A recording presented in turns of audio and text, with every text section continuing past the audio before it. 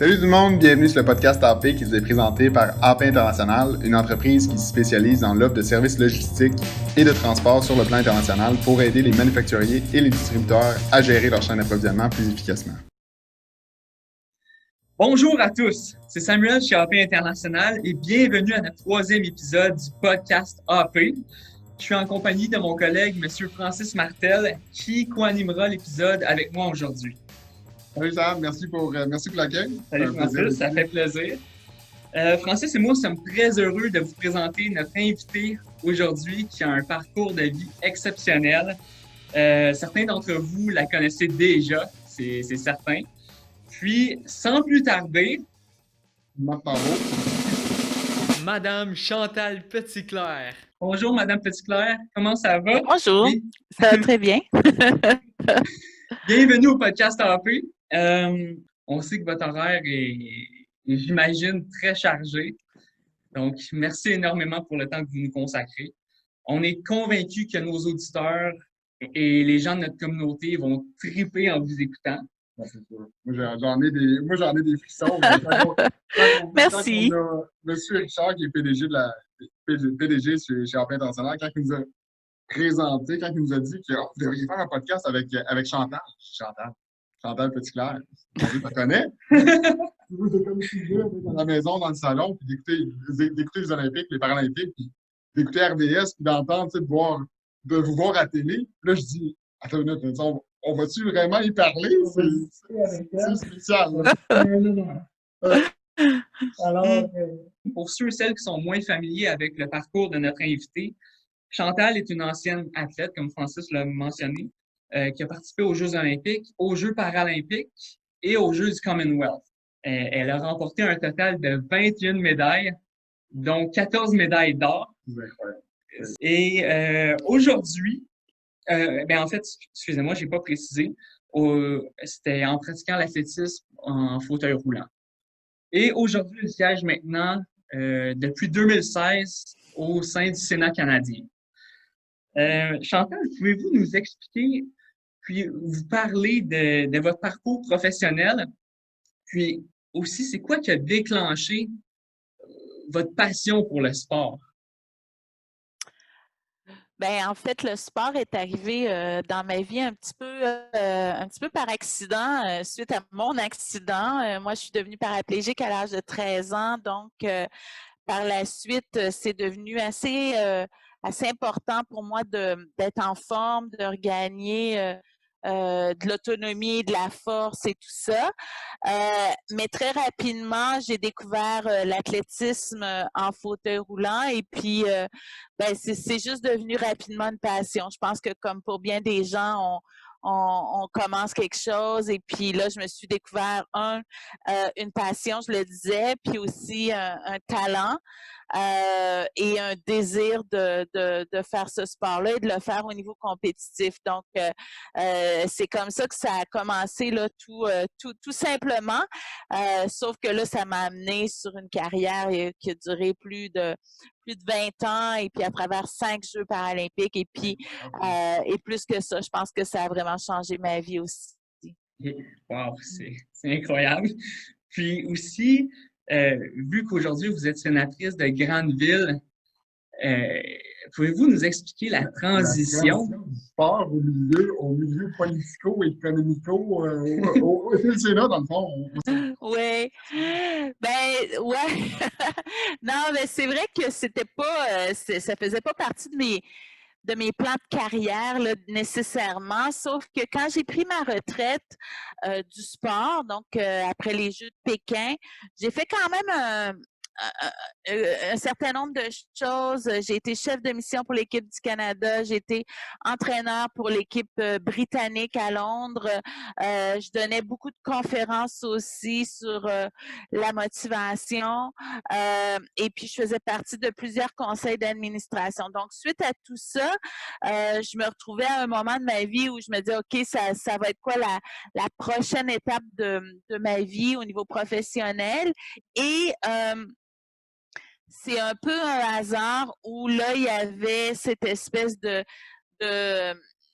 désir-là du premier ministre Trudeau de changer le processus de nomination des sénateurs pour essayer de faire un Sénat ou de motiver un Sénat qui soit moins partisan, plus indépendant, avec ce processus de sélection-là qui soit moins partisan aussi. Et moi, je me suis juste fait un petit peu cibler par ça, j'imagine, et on m'a contacté, le comité de sélection. Donc, on a formé un comité de sélection qui regardait les Canadiens de toute province et de tout parcours. Alors, c'est sûr que moi, comme athlète paralympique, comme un petit peu militante au niveau de l'activité physique, de la santé, du bien-être, et aussi comme personne handicapée, je cadrais un petit peu avec certaines priorités de ce Sénat-là. Et quand on m'a appelé, c'était trop une belle aventure et opportunité, puis aussi une grande responsabilité, puis j'ai eu envie de le faire. Wow. Parlant de responsabilité, c'est une responsabilité majeure. Là, c'est le pays. Là. C'est le Canada. C'est pas n'importe quoi.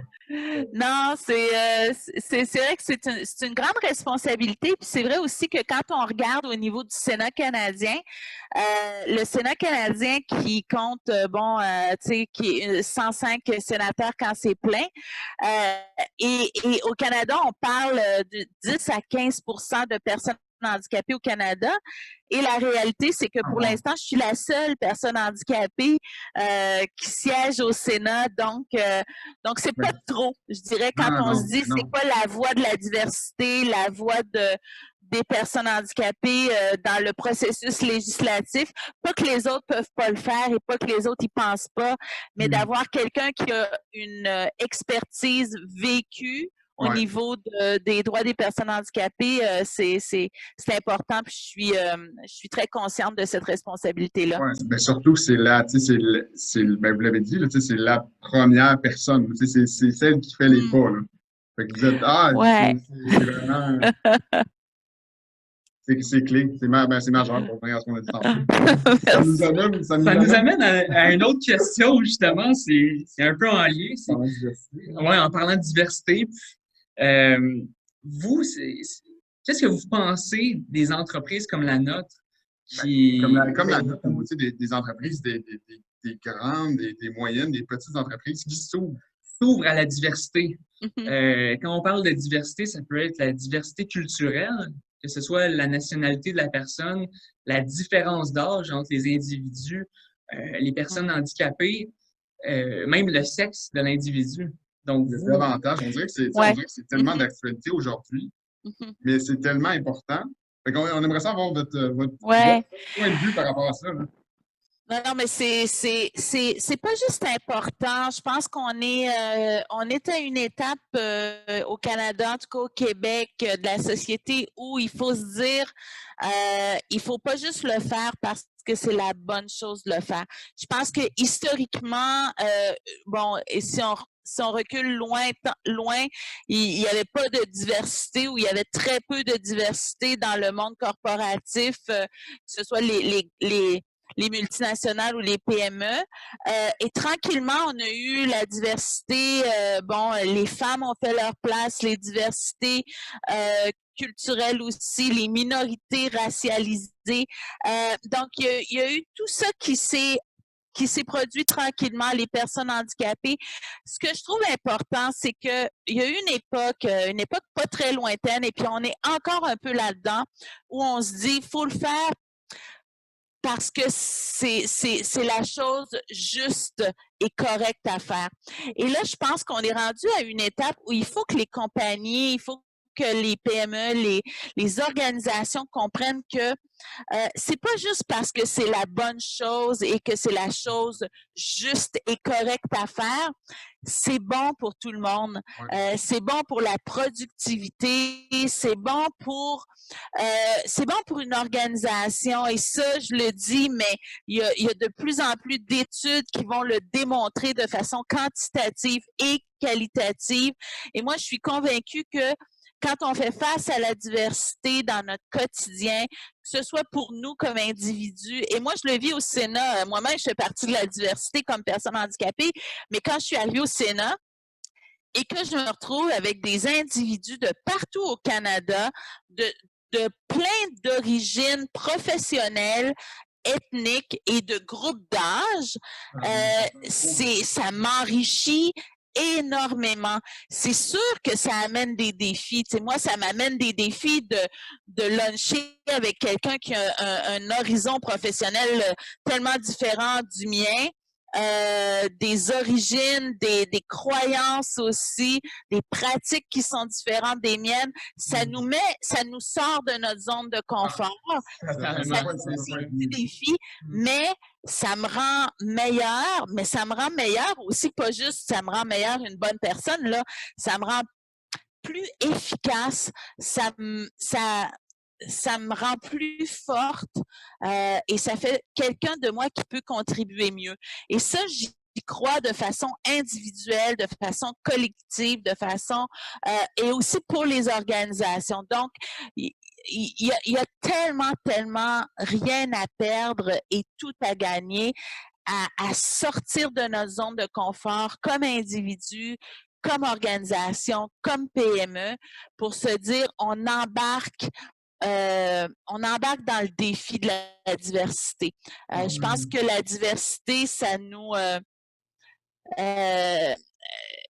ne divise jamais, ça additionne et ça fait des extras. Donc, moi, j'y crois beaucoup.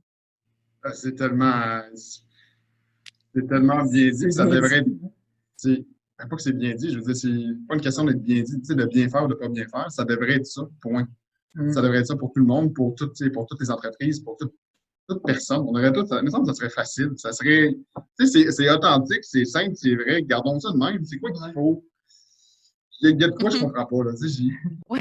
Ben, je pense que la différence, de façon, la différence peut faire peur. Probablement, si on regarde l'histoire, la nature humaine est faite, quand on a de nouveaux défis, même si c'est dans notre vie à nous, des nouveaux sports, des nouvelles expériences, la différence fait peur un petit peu et je pense que c'est correct. On est fait comme ça, certains plus que d'autres. Et c'est à nous, d'en prendre conscience et de faire face un petit peu à cette peur-là et de se dire que cette peur-là n'est pas justifiée. On dirait que c'est rafraîchissant d'entendre ces propos-là. C'est rafraîchissant. Ouais. C'est vrai. Ça me donne des frissons.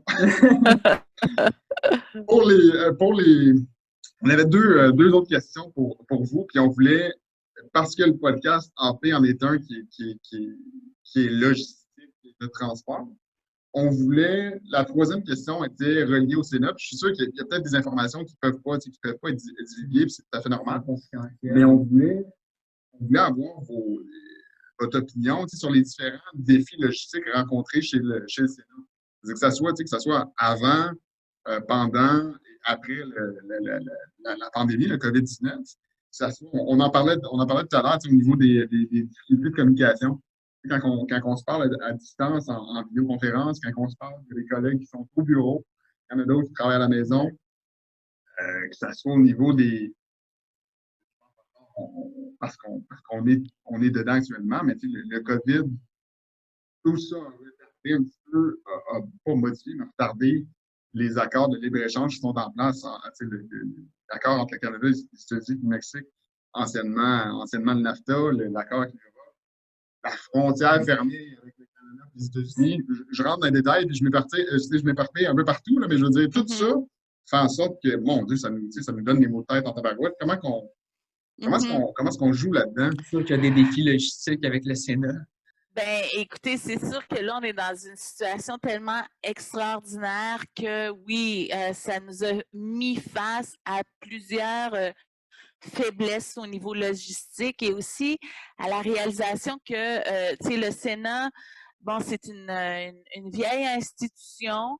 le Parlement est une vieille institution dans des édifices qui sont historiques, avec les limites que ça peut représenter, dans des procédures aussi qui sont ancrées dans une pratique qui est d'une autre époque à certains niveaux, avec des protocoles, des façons de faire et qui n'ont pas toujours évolué avec les temps dans lesquels on vit. Et donc, c'est sûr que la COVID, si on pense à cet exemple-là, et quand c'est arrivé, nous, au Sénat, on s'est dit, OK, comment on peut faire notre travail, comment on peut continuer d'évoluer là-dedans. Et très rapidement, on s'est rendu compte qu'il y avait beaucoup de limites. Il y avait beaucoup de limites à se rencontrer quand on peut pas se rencontrer avec la distanciation.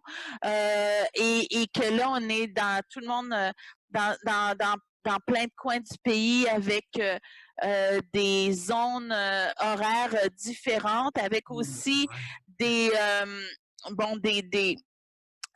moyens technologiques différents. Donc, on s'est très, très rapidement rendu compte qu'il y avait des faiblesses. En même temps, je pense que ça peut être aussi une opportunité pour se dire, OK, qu'est-ce qu'on fait pour se mettre à jour à cause de la COVID, mais aussi parce qu'on est rendu là et puis que peut-être qu'effectivement, il y a moyen d'être plus efficace au niveau de rencontres à distance qui ne sont pas juste des appels conférences, mais qui sont des rencontres qui sont à la fois efficaces et sécurisées. Au Sénat, on avait évidemment ce défi-là d'avoir, par exemple, des rencontres sur Zoom, des rencontres vidéo, d'avoir des comités vidéo, mais avec un assez grand nombre de personnes, avec une qualité qui permette à tout le monde de fonctionner, des fuseaux horaires, une traduction aussi, un niveau de sécurité aussi parce qu'on a du contenu qui peut être confidentiel. Donc, c'est sûr que très rapidement, on s'est rendu compte de ça. Des gens qui travaillent pour nous sur place à Ottawa, donc, très rapidement, nous, quand, par exemple, si je regarde le comité sur lequel je siège et que je préside, on s'est rendu compte que oui, il fallait continuer de faire ce comité-là, mais qu'on n'avait pas tout ce qu'il fallait. Donc, ça a pris quelques semaines pour être capable de mettre le comité sur pied puis d'être capable de se rencontrer. Sauf que là, une fois que c'est fait, c'est fait. Donc là, on l'a. Ça, c'est de l'acquis pour le futur. On ne souhaite pas que ce soit à cause d'une pandémie, mais c'est gagné au niveau de la productivité qu'on voulait gagner à ce niveau-là. Donc ça, je dirais que ce sont des choses qui ont été réglées au niveau de la logistique et qui vont rester et qui, j'espère, vont nous donner une idée de se dire, OK, comme organisation, pourquoi est-ce qu'on n'essaie pas d'être toujours un petit peu en avance plutôt qu'en retard au niveau de la technologie, au niveau de la logistique, peu importe ce que ça va devenir dans 5-10 ans, je pense que ça nous met face à il ne faut pas se contenter de ce qu'on a de besoin, il faut rester toujours à l'avant-plan de ce qu'on est capable d'avoir au niveau technologique. C'est aux aguets, mais côté techno, c'est quelque chose qui évolue, qui évolue rapidement, en plus. Ah non, ça c'est... Wow! La dernière question qu'on avait pour vous, puis moi, c'est... on devait en parler parce qu'on a... J'ai des frissons encore une fois, j'ai le goût de découvrir. Vous êtes médaillé de plusieurs médailles, justement, donc il fallait qu'on en parle. On voulait parler puisque vous avez participé à différentes compétitions internationales, les Jeux olympiques, les paralympiques, les Jeux Commonwealth, ayant été sur place à différents stades de compétition, mais à différentes compétitions, le côté logistique, un peu comme chez le Sénat, mais toute la préparation, j'en parlais tantôt, je me dis, moi, je ne peux pas croire qu'on parle en temps réel à Mme Petitclerc. J'étais dans le salon, puis j'écoutais les Jeux olympiques, puis au RDS, ou TVA, puis je la voyais à la télé. Mais les Olympiques, c'est la même chose. Quand on écoute, mettons, la cérémonie d'ouverture, la cérémonie de fermeture, les compétitions, les rencontres avec les médias, on a zéro, la distribution, le déplacement des athlètes, les horaires des activités. on réalise, Mhm. ben, en tout cas, ayant été plus jeune, moi, j'avais aucune idée de ça. Puis travaillant dans le domaine Ouais. logistique depuis quasi 10 ans, là, je regarde ça, puis je me dis, j'ai hâte aux prochains Jeux olympiques. J'ai hâte que la LNH recommence juste pour essayer de mettre, de comprendre l'arrière-scène, de toute la préparation en arrière. Puis je me dis, wow, comme d'avoir été sur place, c'est quoi toute la mécanique logistique en arrière? C'est fou, les Ouais. gens qui travaillent là-dedans. C'est Mhm. incroyable. Non, mais la logistique, là, mais les Jeux, c'est l'exemple ultime, là. C'est ça, les Jeux paralympiques, olympiques, c'est l'exemple ultime de l'importance de la logistique et de l'importance et de comment, quand c'est pas bien fait, quand c'est pas bien planifié, quand c'est pas bien implanté et quand c'est pas bien exécuté, ça peut, ça peut être catastrophique. Et je pense que moi, ça m'a beaucoup appris parce que, tu sais, la logistique, c'est comme le squelette. Hein? Si tu n'as pas un bon squelette, tout ça, tu peux rien bâtir de solide autour. C'est tout est chambranlant. Donc, je dirais que la logistique, je l'ai vécu quand j'étais athlète, mais je l'ai beaucoup plus apprécié et expérimenté quand j'étais chef de mission. Et ça, c'est la clé parce que quand la logistique est bonne, quand tout est bien élaboré, planifié, créé quelque part, tout ça, et après ça, comme exécuté, en tout cas, comme mis en pratique, ben, théoriquement, ceux qui vivent dans l'environnement, ceux qui ont besoin de faire quelque chose, de performer, on le fait pour des êtres humains. C'est que peu importe c'est quoi ta performance, si c'est comme un athlète ou c'est ta job de sénateur ou ta job dans une compagnie, ben, si tout a été bien fait au niveau de la logistique, toi, comme individu, tu vas être capable de livrer ta meilleure performance sans avoir, avec un minimum d'irritants. C'est ça l'idée. C'est que comme athlète, là, si tout le monde a bien fait sa job au niveau de la logistique, tu vas aller à la cafétéria le matin, tout va bien se passer, tu vas faire scanner ton identité, tu vas embarquer dans l'autobus qui va être à temps, tu vas arriver là-bas, tout va être bien indiqué pour que tu te rendes jusqu'à ta piste d'échauffement, que tu aies accès aux endroits, aux services. Quand tout ça est bien fait, toi, tu peux te concentrer sur ton travail à toi. Et ça, c'est l'exemple ultime, mais qui s'applique à n'importe quoi d'autre. Si tout est bien fait, tu sais, là, je me répète, mais moi, je vais arriver à Ottawa, puis je vais être capable de me concentrer sur ma job de législateur et de bien le faire et de bien performer. Et X personnes vont être capables de rentrer au bureau le matin et tout va être clair, tout va être efficace. Et là, tu peux te concentrer sur les choses qui sont plus intéressantes, qui est comme la créativité, le leadership, le maximiser, peu importe ce que c'est que ta compagnie veut faire. Ouais. Mais ça prend cette base-là. Et quand cette base-là va pas bien, et je l'ai vécu, là, il y a des jeux qui ont été vraiment top et il y a des jeux qui ont été ordinaires. Oh, ouais. Et quand la base va pas bien, ben, peu importe le niveau de talent, de préparation et de motivation que toi, tu as comme individu, c'est tous des petits irritants qui vont venir te chercher et qui peuvent avoir un effet boule de neige qui font que tu ne vas pas livrer ton maximum ou ça ne te tentera plus ou tu ne seras pas motivé ou tu vas te chercher un autre job et ou tu vas manquer ta médaille, hein, tu sais, je veux dire, un autobus qui arrive une demi-heure en retard, là, il y a des athlètes qui ne sont pas capables de gérer ça, tu sais. Donc, il ne faut pas minimiser l'importance de la logistique et de la planification. Et je pense que c'est vraiment la base. Bon, évidemment, c'est un travail d'équipe, là, et ça prend plus que ça, mais ça prend ça aussi. Mais c'est parce que mais ouais. On dirait que tu perds toute pas l'aspect, là, mais l'élément de symbiose. S'il y a de quoi qui cloche au niveau logistique, c'est le squelette. C'est tellement bien présenté côté visuel. Mais après ça, tu peux avoir un squelette, puis OK, tu continues à ajuster, mais ton squelette, il n'est pas solide. Fait que tout le reste, toute la symbiose se perd. C'est wow! Ben, C'est vraiment bien dit. Merci. D'accord, mais en fait, je suis curieux qu'il y a des jeux qui se sont moins bien passés, en fait. Je savais pas.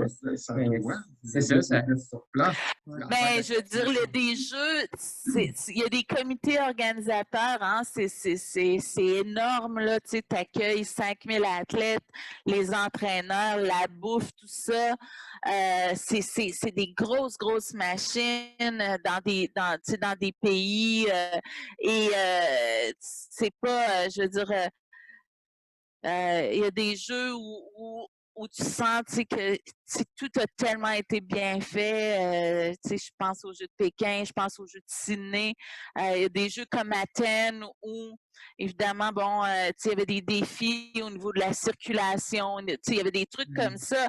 Ça ne veut pas dire que ce n'était pas des beaux jeux, mais c'est juste que, et évidemment, on a une équipe aussi, comme athlète, on a un entraîneur, on a une équipe qui nous aide à pallier à ces trucs-là.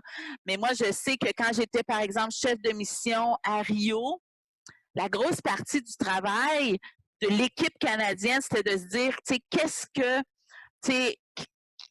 qu'est-ce qui va moins bien aller? Et comment nous, comme équipe, on est capable d'équiper nos coachs, nos athlètes, nos sports pour que ça ne paraisse pas. Quand les gens se rendent compte que ça ne paraît pas, ben ça veut dire que tout le monde a fait sa job. C'est comme un spectacle. Quand tu vas voir un spectacle et tu ne te rends pas compte de tout ce qui se passe à l'arrière-scène et puis la folie qu'il y a dans les coulisses, ça veut dire que tout le monde a bien fait sa job parce que toi, tu peux juste apprécier. Mais je dois dire que quand tu regardes les jeux, tous ceux qui sont derrière la scène, même les entraîneurs, les résultats, les affaires, tout ça, quand les athlètes se rendent compte de rien, ça veut dire qu'on a une bonne équipe. Et ça veut dire aussi qu'il y a un bon squelette et qu'il n'y a pas trop d'irritants au niveau logistique, justement. Ouais. Mon Dieu, ça fait juste éclairer puis remettre les choses en place. J'espère que en tout cas, pour moi, là, je te dis, c'est comme rafraîchissant, puis c'est rafraîchissant, mais rassurant à la fois. Je suis pas tout seul à penser ça. C'est là que ouais, effectivement. En fait, on voulait vraiment vous remercier, Madame Petitclerc, pour l'entretien que vous nous avez accordé. On a appris, ça a été rafraîchissant, comme j'ai dit. C'est le fun d'avoir eu l'occasion de discuter avec vous. Donc, on apprécie que vous nous avez donné là, une heure de votre temps là, pour qu'on puisse faire cet épisode et le partager à notre communauté. Donc, un grand merci au nom. Merci à vous. Merci à vous. Ça me fait plaisir. Merci, ça me fait plaisir. Merci. Merci à chacun de nos auditeurs et aux membres de notre communauté pour avoir écouté l'épisode et qui continuent à nous supporter en écoutant, en téléchargeant chacun des épisodes. Vous pouvez les retrouver, le podcast AP, DAP Podcast sur Spotify, sur Apple Podcasts. Vous pouvez aussi nous retrouver sur notre site web apinternational.ca, sur notre page Facebook AP International et notre profil LinkedIn, ainsi que notre chaîne YouTube. Salutations et on se voit au prochain épisode.